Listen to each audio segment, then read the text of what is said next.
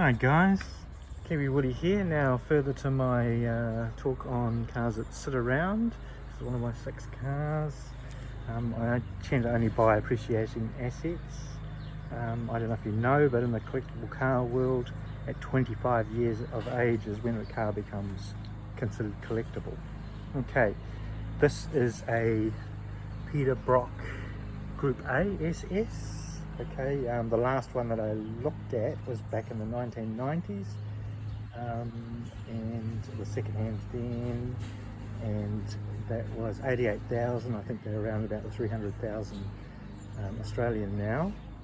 This one I picked up cheap, like 25 grand, you know, and it was always my dream car. So what it was is, I don't know if anybody knows Peter Brock, of course you all do. He died just prior to Bathurst in the year 2006, and this is a 2006 VE Commodore. Anyway, just prior to Bathurst, so the Holden Racing team grabbed 4 of these cars in this ignition red. They spec the Holden colours here, so the Holden colours are red and black.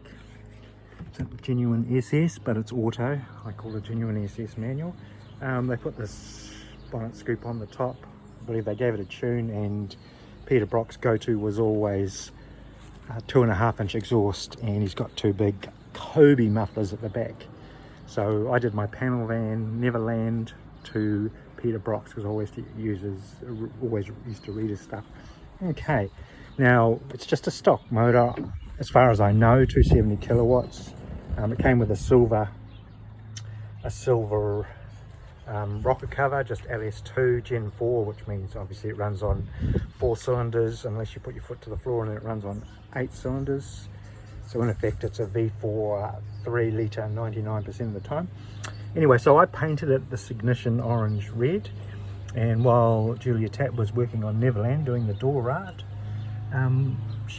we just decided to replicate the sticker. This is actually paint, not stickers. So this is actually Julia's paint. She put some dark lines in here, as you can see, to give it the effect that it's made of metal, which is pretty cool. That's, you know, just why she's so good. Yes, so this is one of 4 apparently that they did. It was New Zealand news, so obviously this one was sent to New Zealand. Now I can't claim that it's an official Group A Commodore, even though it's, you know, came from the factory this way, because the stickers, of course, these stickers here actually go under the clear coat. So genuine Brock, to my understanding, would have a badge on the number plate saying it's build number, and this one does not, so I can neither confirm nor deny, but it's the story I was told. And I'm not sure if he even made them in this generation, but it doesn't matter what it isn't. It just matters what it is, and it's cool, and people comment all the time, so I've got to give it some love.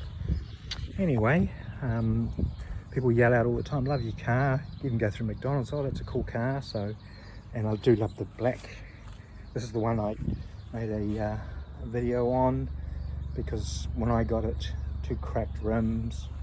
Well, 1 cracked rim, the spare was actually missing, but that was previously cracked. Anyway, yeah, she's a nice piece of equipment.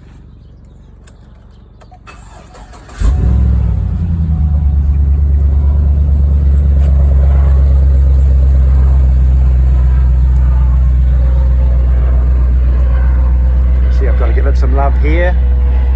First, if you're going to do these touch-ups and what have you, when I approach it, the first thing I'll do is buff everything, buff it, and then it'll, you know, some things might magically come back to life. You don't know. Always buff a vehicle before you decide to repaint it.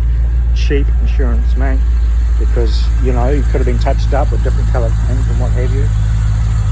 This one doesn't even have headers. I think drive gears in there. This thing's done 310,000 kilometres, so plenty of travelling. I always love these. So it had gouges in here, had a fair bit of damage. I just used construction adhesive, and that was why I like hard plastic. I'll sand that up, and that'll fill all the gouges and bits and pieces. anyway, there she is.